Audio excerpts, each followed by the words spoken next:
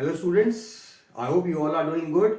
I am Amit Ajmani and I welcome you back to my channel Let's Be a Good Student. अब बेटा आज का जो हमारा ये वीडियो है, लास्ट वीडियो में मैंने आपको बताया था कि ये एक सीरीज है जो हम चला रहे हैं, that is studying the smarter वे। अगर आप में से किसी ने वो वीडियो नंबर 1 नहीं देखा है तो प्लीज थोड़ा सा खोज लीजिए, आपको आराम से वो मिल जाएगा और उसको पहले जरूर देखिए। ज्यादा लंबा चौड़ा नहीं है, 20-25 मिनट का ही वीडियो है, तो उसको अगर आप एक बार देखेंगे तो आप इस studying the smarter way video number 2 को ज्यादा बेटर वे में रिलेट कर पाएंगे। उसमें हमने बात करी थी कि एक स्मार्ट वर्क कैसे किया जाता है, उसके लिए पहली जो रिक्वायरमेंट है that is planning, how to plan. In order to work smarter, आपकी प्लानिंग कैसे होनी चाहिए। और इस वीडियो में आज हम जो बात करने वाले हैं that is how to find out whether you have actually learned the topic और नॉट। बड़ा प्यारा सा टॉपिक है आज की डिस्कशन का हम लोगों का, बिकॉज ये एक ऐसी चीज है जो हम एज अ टीचर बहुत ज्यादा देखते हैं। बहुत से ऐसे बच्चे हैं जो 5 मिनट 10 मिनट 15 मिनट के अंदर ही कोई भी चीज पढ़ेंगे और बोलेंगे सर हो गया, सुन लो। That is overconfidence. बहुत से ऐसे बच्चे भी हैं जो 5 बार एक चीज को करने के बाद भी डरे हुए रहते हैं, सर अभी हमें कॉन्फिडेंस नहीं आ रहा है, अभी हमें लगता नहीं है कि हमें लर्न हो गया अच्छे से। कई ऐसे हैं जो 3 4 5 बार लिख लिख के उसको चीजों को देखते चले जा रहे हैं, तो तब भी they feel a bit nervous. तो कैसे पता चलता है कि आपको अच्छे से लर्न हो गया क्या नहीं, वो चीज हम आज डिस्कस करने वाले हैं। And obviously it is going to help, because बहुत से बच्चे शायद मनी मन ये सुनते हुए रिलेट कर पा रहे होंगे कि हाँ सर ये प्रॉब्लम तो हमें भी आती है। प्लस बहुत से टीचर्स, बहुत से पेरेंट्स भी मेरे वीडियोस को देखते हैं, they comment, and I am really thankful that you are watching and you are appreciating my videos. Thank you so much for it. Keep doing it in future also, because that is a great motivation to work out better. तो बहुत से parents और बहुत से teachers जो इस video को देख रहे हैं वो ज्यादा बेटर वे में अपने बच्चों के पॉइंट ऑफ व्यू से ये रिलेट कर पाएंगे कि हाँ सर ये प्रॉब्लम तो मेरे बच्चे को भी आती है। ये हर दूसरे घर में पेरेंट्स को प्रॉब्लम है कि सर टिक के बैठ के पढ़ता नहीं है, 5 मिनट पढ़ता और कहता जी हो गया, उसके बाद नंबर आते नहीं है। और बहुत से ऐसे हैं जो बच्चे लेके बैठे हुए हैं 2-2 3-3 घंटे से और वो कह रहे हैं 2 क्वेश्चन थे, 5 क्वेश्चन थे, 10 क्वेश्चन थे, वो भी लर्न नहीं हुए। सो एक अच्छी लर्निंग कैसी होनी चाहिए, let's start talking about that now. Now we have studied a particular chapter, we have learned it. और वो लर्निंग कहां से करी है आपने, सबसे पहले वो चीज बहुत इंपॉर्टेंट होती है। So how exactly you should start learning? The first thing is always make sure that आप अगर 9 to 12 क्लास में हैं तो आपकी जो भी NCERT की बुक्स हैं, if you are talking about CBSE syllabus, so that is your NCERT book। अब ये जो NCERT की बुक आपको लगी हुई है उसमें उस चैप्टर का एक एक वर्ड सबसे पहले अच्छे से पढ़िए, समझिए, लर्न कीजिए। उसमें जितने भी सॉल्व एग्जांपल्स हैं उनको पढ़ते हुए, सीखते हुए, समझते हुए, प्रैक्टिस करते हुए चलिए। जितने भी डायग्राम्स हैं उनकी प्रैक्टिस करिए और उनकी लेबलिंग्स को ध्यान से देखिए और उन लेबलिंग्स का हर एक का फंक्शन आपको पता हुआ होना चाहिए। देन ऑल द एक्टिविटीज, सारी एक्टिविटीज को अच्छे से गो थ्रू करिए। ये करने के बाद एनसीईआरटी के बैक क्वेश्चंस सारे अपने आप जरूर करिए।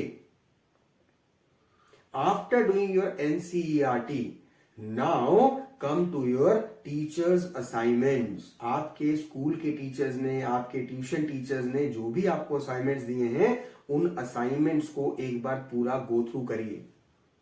प्लस अगर आप, if you are in a habit of making notes, तो इन दैट केस अपने नोट से लर्न कीजिए पहले, उसके बाद फिर आप एनसीईआरटी और असाइनमेंट करिए। क्यों? क्योंकि पहले आपने जो नोट्स बनाए थे वो अपनी अंडरस्टैंडिंग के हिसाब से क्या क्या चीजें इंपॉर्टेंट थी उनको आपने बड़ी मेहनत से अलग से साइड ट्रैक किया। अब ये अच्छे नोट्स कैसे बनाए जाते हैं वो भी मैं अपने एक वीडियो में शेयर करूंगा आपके साथ में। So it is going to help you in how to make good notes.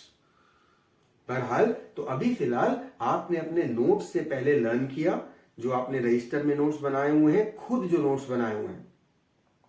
उसके बाद एनसीईआरटी गो थ्रू करी, अपने टीचर्स के असाइनमेंट्स को गो थ्रू कर लिया। Now your learning part is complete. अभी क्या है? कॉन्फिडेंस गेन करना है। कॉन्फिडेंस कैसे गेन होगा? अपने पुराने टेस्ट निकाल लीजिए। जितने भी आपके पुराने टेस्ट थे, जो भी आपने दिए हैं, मैंने लास्ट वीडियो में यही सब डिस्कस किया था। प्लान्ड वे में आप चल रहे हैं ना, राइट फ्रॉम द बिगनिंग। तो आपके जितने भी टेस्ट थे वो सब टेस्ट उस चैप्टर से रिलेटेड निकालिए।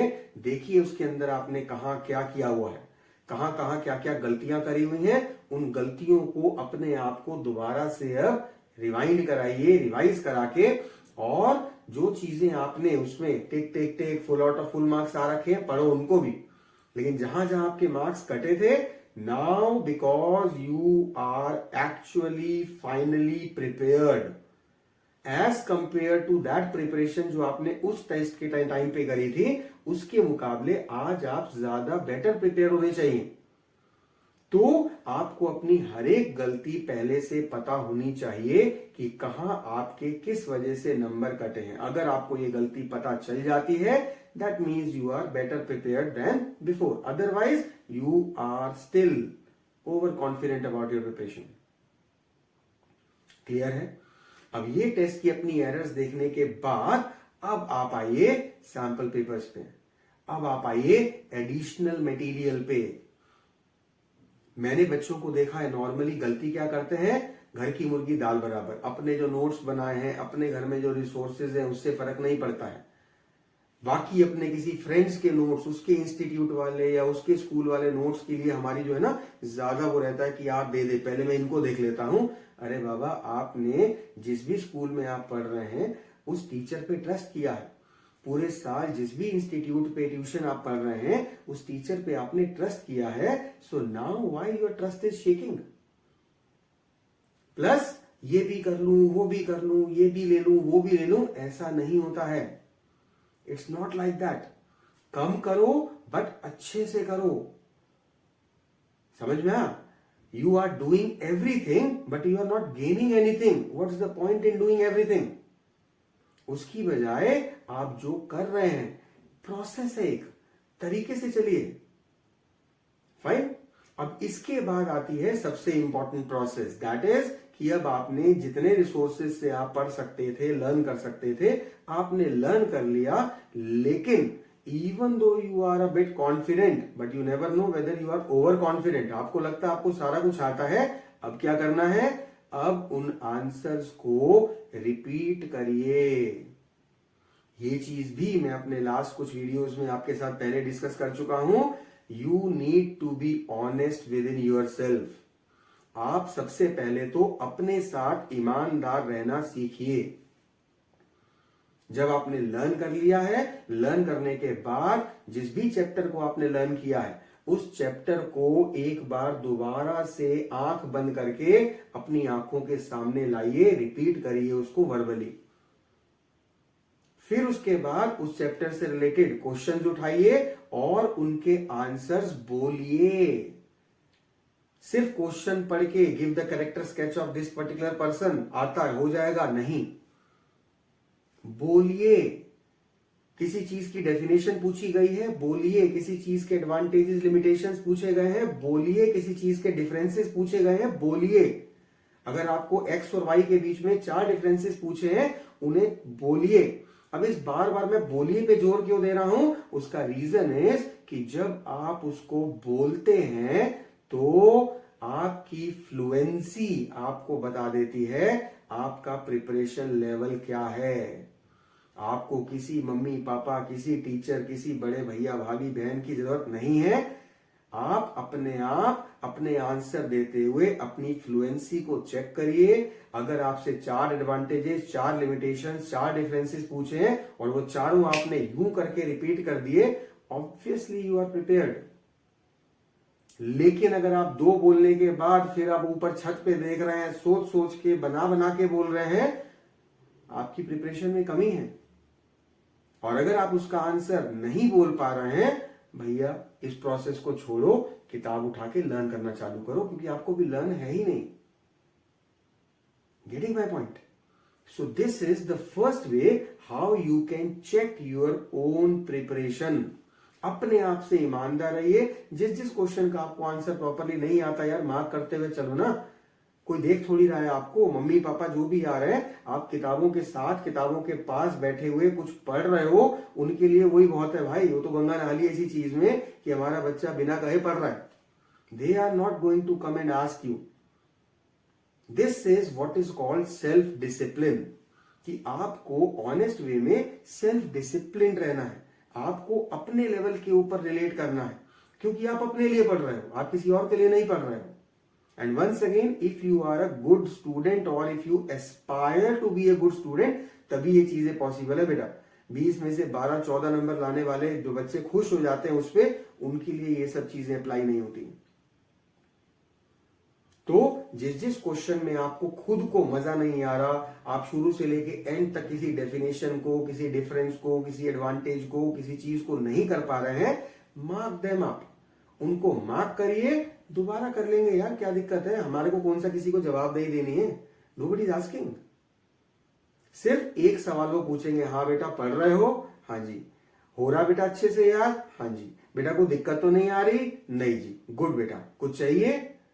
हाँ जी या नहीं जी, depending upon the circumstances they will go. आपका है 2 दिन बाद एग्जाम यार, आपको ज्यादा बेटर वे में पता करना है अपने लिए कि आपको आता है कि नहीं आता।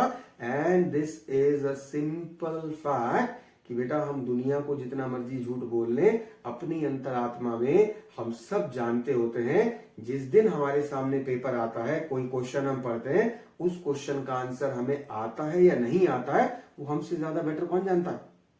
नो? हमारे फेशियल एक्सप्रेशन से वो चीज पता चलेगी कि नहीं पता चलेगी, इमटेरियल है। But in my heart I know कि मेरे को इस क्वेश्चन का आंसर आता है कि नहीं आता है। और बहुत से तो ऐसे भी होते हैं जो नहीं आता, वो तो पहले से ही पता नहीं आता। लेकिन बहुत से ऐसे भी होते हैं जो हमें लगता है आता है, लेकिन जब उसको लिखने बैठते हैं तो वही 4 डिफरेंस पूछे थे, 3 के बाद फिर उसके बाद सोचना शुरू कर देते हैं, अरे यार वो चौथा क्या था, चौथा क्या था, चौथा क्या था। राइट? तो ऐसे हर चीज को नोट डाउन करिए, उसके ऊपर एक बार दोबारा से वर्कआउट कीजिए। That's it, your purpose is solved. Now you have learned everything properly and thoroughly. अब नेक्स्ट आती है एक अजीब सी प्रोसेस। आपको अजीब लगेगी, मेरे लिए नहीं है। अब वो अजीब सी प्रोसेस क्या है? शो ऑफ करने के लिए नहीं कह रहा हूं बेटा, I am not asking you people to show off, but अब वो लोग खोजिए जिनको आप ये चीज समझा सकें। आराम से सुनिए और समझने की कोशिश कीजिएगा जो मैं कहना चाह रहा हूं। मैंने अपने इस टीचिंग प्रोफेशन में हजारों ऐसे सो कॉल्ड अच्छे स्टूडेंट्स देखे हैं जो पता नहीं क्यों, लेकिन किसी और के साथ कुछ शेयर नहीं करना चाहते। उनको लगता है कि जो ज्ञान मुझे है वो मैं किसी और को क्यों बांटूं, वहीं तो वो भी टॉप कर जाएगा। राइट?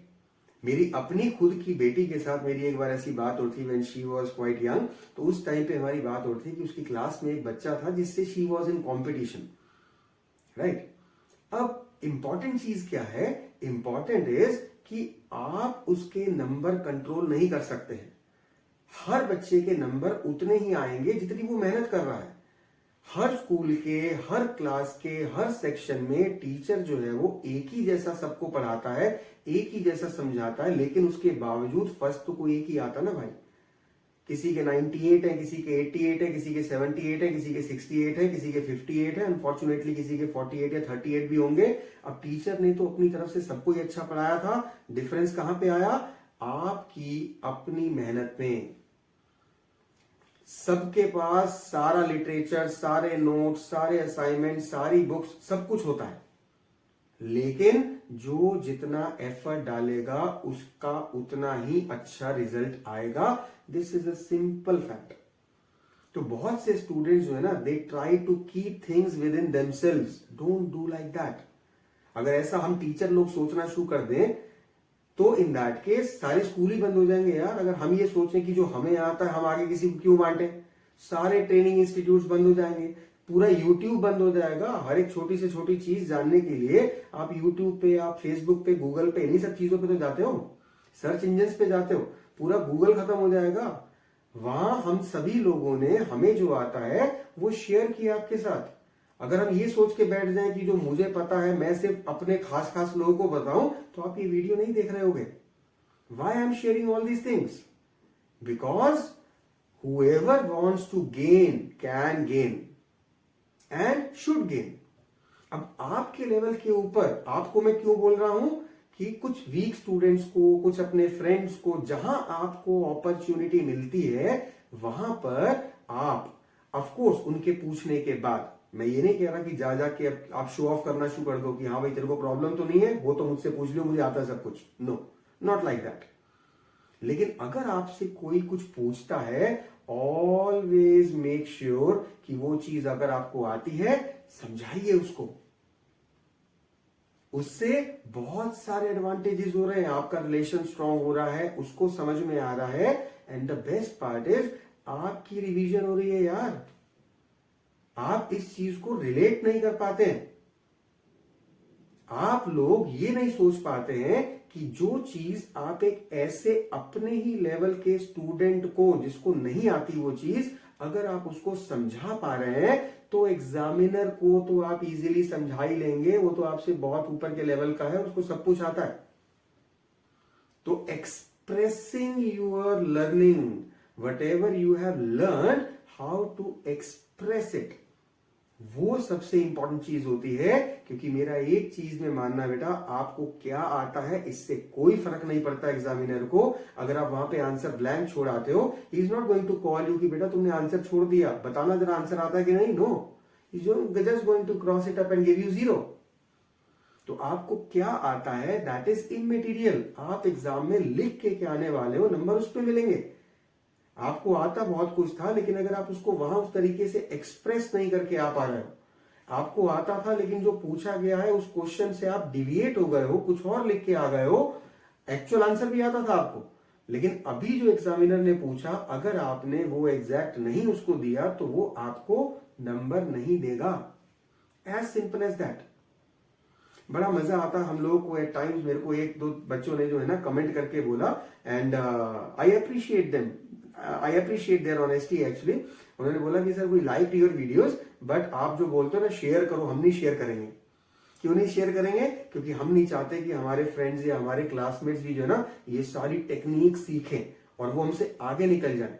भैया वो आगे नहीं निकलने वाले हैं। वही मैं आपको एग्जांपल दे रहा था अपनी बेटी का, वो बीच में रह गया बातों बातों में।